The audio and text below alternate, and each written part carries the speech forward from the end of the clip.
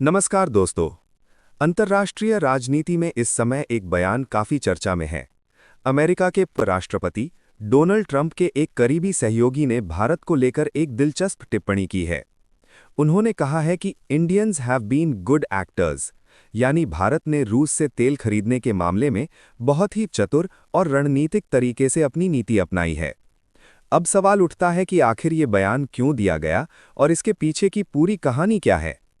इसको समझने के लिए हमें थोड़ा पीछे जाना होगा। साल 2022 में जब रूस और यूक्रेन के बीच युद्ध शुरू हुआ तो दुनिया की राजनीति पूरी तरह बदल गई। अमेरिका और यूरोप के कई देशों ने रूस पर कड़े आर्थिक प्रतिबंध लगा दिए। इन प्रतिबंधों का सबसे बड़ा लक्ष्य था रूस की ऊर्जा से होने वाली कमाई को कम करना, क्योंकि रूस की अर्थव्यवस्था का बड़ा हिस्सा तेल और गैस के निर्यात पर निर्भर करता है। यूरोप के कई देशों ने रूस से तेल और गैस खरीदना कम कर दिया, लेकिन इसी समय भारत ने रूस से तेल खरीदना बढ़ा दिया। यहां से पूरी कहानी दिलचस्प बनती है।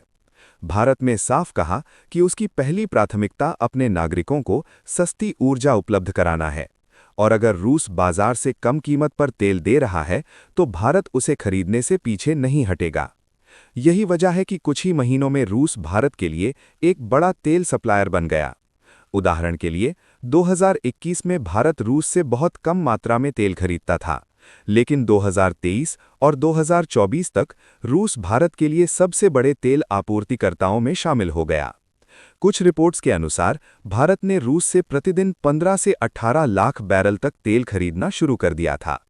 इसका भारत को सीधा आर्थिक फायदा हुआ, क्योंकि रूस अपना तेल अंतर्राष्ट्रीय बाजार से 20 से 30 डॉलर प्रति बैरल तक सस्ता बेच रहा था। इससे भारत की रिफाइनरी कंपनियों को काफी फायदा मिला। अब इसे एक उदाहरण से समझते हैं। मान लीजिए अगर अंतर्राष्ट्रीय बाजार में कच्चे तेल की कीमत 90 डॉलर प्रति बैरल है और रूस वही तेल 65 या 70 डॉलर में दे रहा है, तो भारत के लिए ये एक बड़ा आर्थिक अवसर बन जाता है। यही वजह है कि भारत ने इस मौके का फायदा उठाया। अब सवाल ये है कि अमेरिका और पश्चिमी देशों ने इस पर क्या प्रतिक्रिया दी। शुरुआत में अमेरिका के कुछ नेताओं ने भारत की आलोचना की थी, लेकिन बाद में अमेरिका ने भी ये समझा कि भारत जैसे बड़े देश को अपनी ऊर्जा जरूरतों को पूरा करने के लिए कई विकल्प रखने पड़ते हैं। यही कारण है कि अमेरिका ने भारत पर सीधे कोई बड़ा प्रतिबंध नहीं लगाया। अब वापस आते हैं ट्रंप के सहयोगी के बयान पर। उनका कहना था कि भारत ने बहुत ही संतुलित कूटनीति दिखाई है। एक तरफ भारत रूस से सस्ता तेल खरीदता रहा, दूसरी तरफ अमेरिका और पश्चिमी देशों के साथ अपने रणनीतिक संबंध भी मजबूत बनाए रखे। यानी भारत ने किसी भी पक्ष के साथ खुला टकराव नहीं किया। इसे अंतर्राष्ट्रीय राजनीति में स्ट्रेटेजिक बैलेंसिंग कहा जाता है।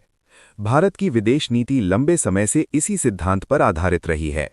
उदाहरण के लिए, भारत रूस से रक्षा उपकरण भी खरीदता है, वहीं दूसरी तरफ भारत अमेरिका के साथ क्वाड जैसे रणनीतिक समूह का हिस्सा भी है।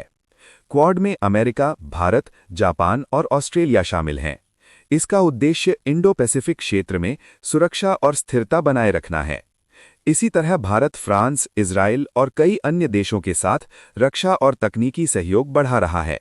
यानी भारत एक ही समय में कई देशों के साथ मजबूत संबंध बनाए रखता है।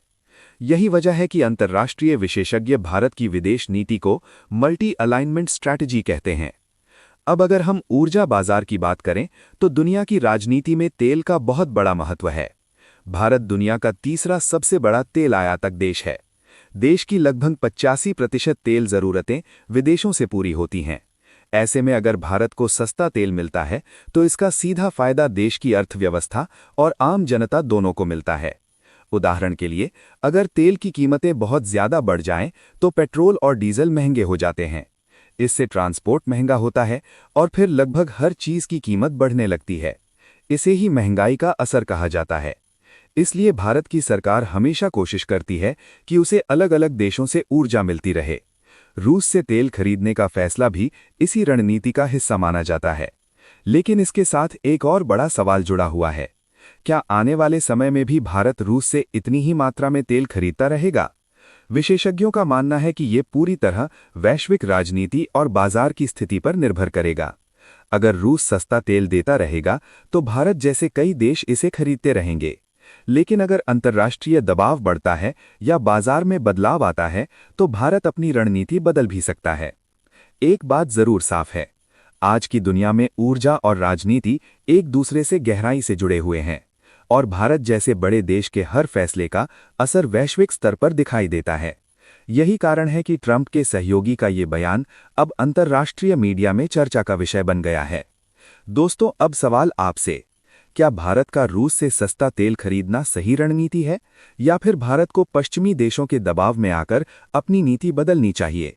अपनी राय हमें कमेंट में जरूर बताइए। अगर आपको ये वीडियो जानकारीपूर्ण लगा हो तो वीडियो को लाइक करें और ऐसे ही अंतर्राष्ट्रीय खबरों के लिए हमारे चैनल को सब्सक्राइब करना ना भूलें। धन्यवाद।